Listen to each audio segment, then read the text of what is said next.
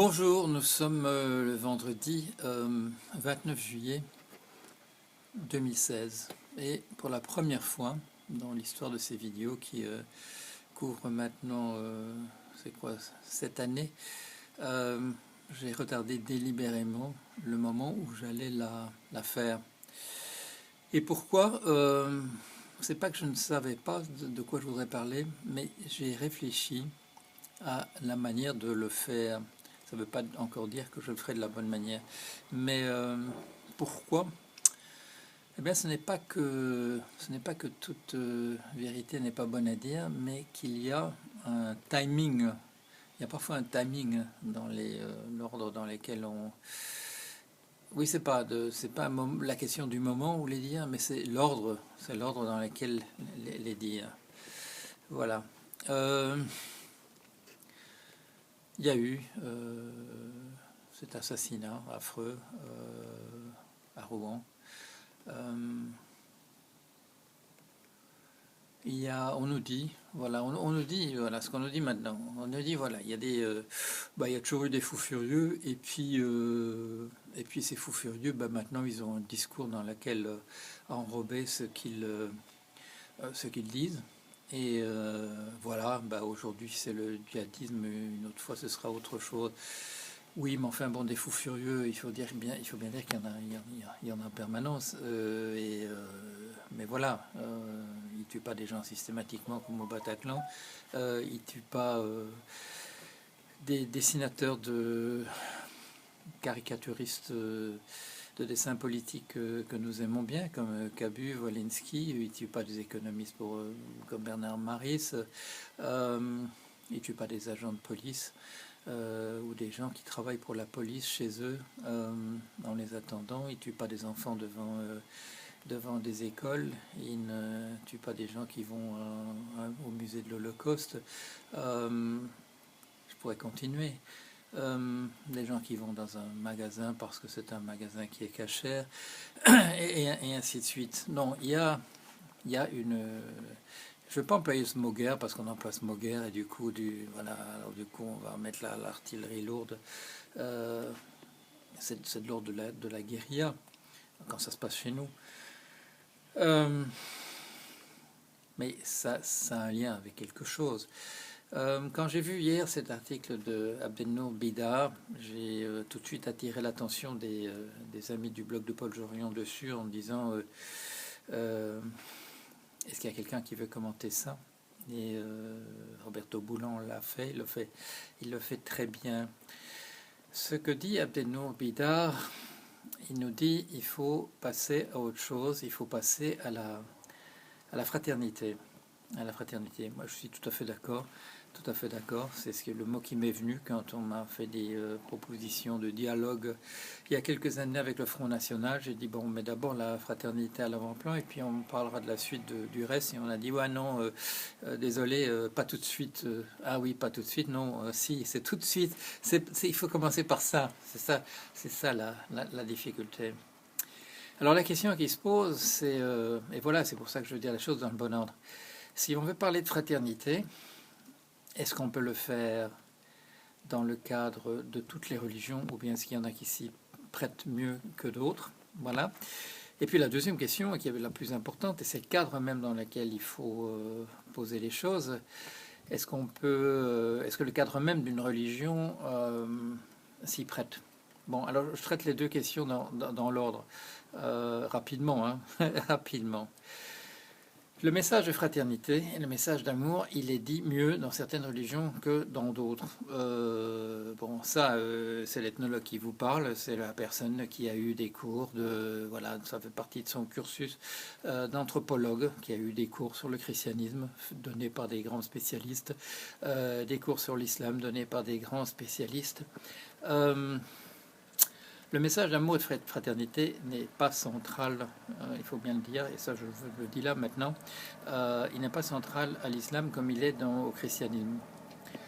Moi personnellement, si je devais choisir avec un revolver sur la tempe, Entre l'islam et le christianisme, je choisirais le christianisme. Voilà.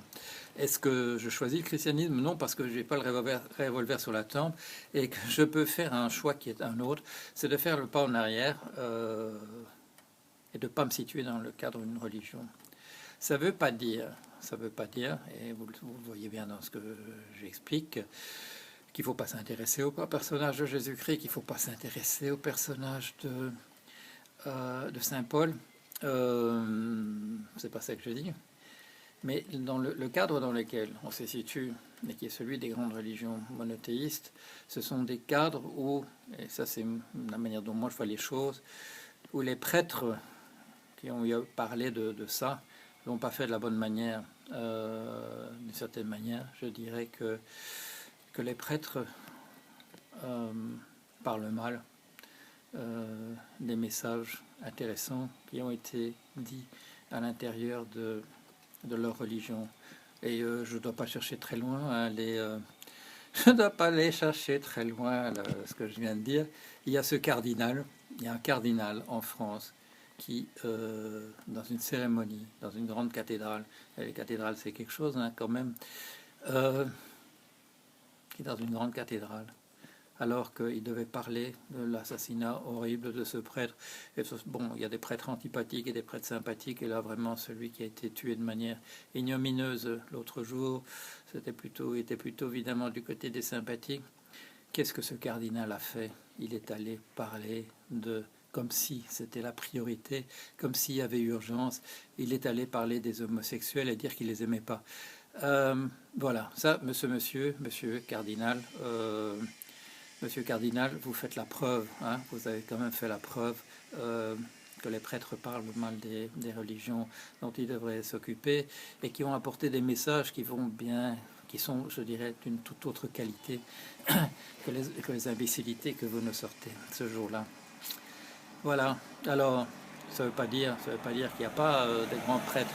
Hein. Je l'ai dit hier dans une petite chose que j'ai écrite hier soir quand j'ai lancé mon appel. Quand j'ai lancé mon appel pour le mois de juillet, le seul chef d'État que nous avons en ce moment et qui se conduit de manière, je dirais, de manière admirable, mais enfin bon, il fait simplement ce qu'un chef d'État devrait faire. Il sépare les problèmes, il dit voilà ce qu'il faudrait, à quoi il faudrait s'attacher en urgence. Et ce seul chef d'État que nous avons là devant nous, c'est le pape François Ier. Bon, là aussi, il faut dire les choses par leur nom. Alors on me dit, ben vous parlez d'une manière pas claire des religions, vous êtes à la fois contre et pour, etc. Non, j'essaie de faire ce que je viens de dire, porter un regard critique, séparer les problèmes, en parler d'une manière systématique. Alors je termine, hein, parce qu'il faut que vous lisiez ce message de Abdenour Bidar. Il fait ce qu'il faut faire, il dit ce qu'il faut dire. Roberto Boulan dit ce qu'il faut dire au sujet de ce que dit Abdenour Bidar. Il y a des messages d'amour dans les religions et ceux-là, il faut les mettre en avant, des messages de solidarité. Les autres, c'est pas intéressant. Et comme je viens de le dire, le cadre des religions avec leurs prêtres n'est pas nécessairement le cadre qui convient le mieux à ces messages d'amour. Il vaut mieux que ce soit nous qui en parlions entre nous, comme ça, en dehors de ce cadre-là. S'il y a des gens à l'intérieur de ce cadre qui font les choses comme il faut le faire, comme je viens de dire du pape François Ier, il faut le souligner aussi. Mais la tâche devant nous, là, dans les jours qui viennent, dans les semaines qui viennent, vous le voyez bien, ça ira beaucoup plus mal avant que ça n'aille beaucoup mieux. Il va falloir s'accrocher. C'est à nous tous de le faire.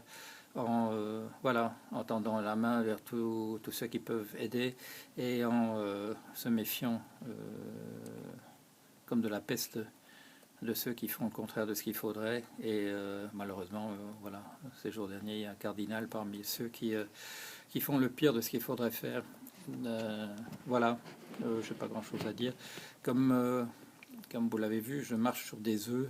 Et c'est pour ça que j'ai voulu un peu répéter dans ma tête pendant 1 heure ou 2 ce que j'allais dire. Je ne sais pas si je l'ai fait de la manière idéale. Mais enfin, voilà. Je crains que les jours devant nous soient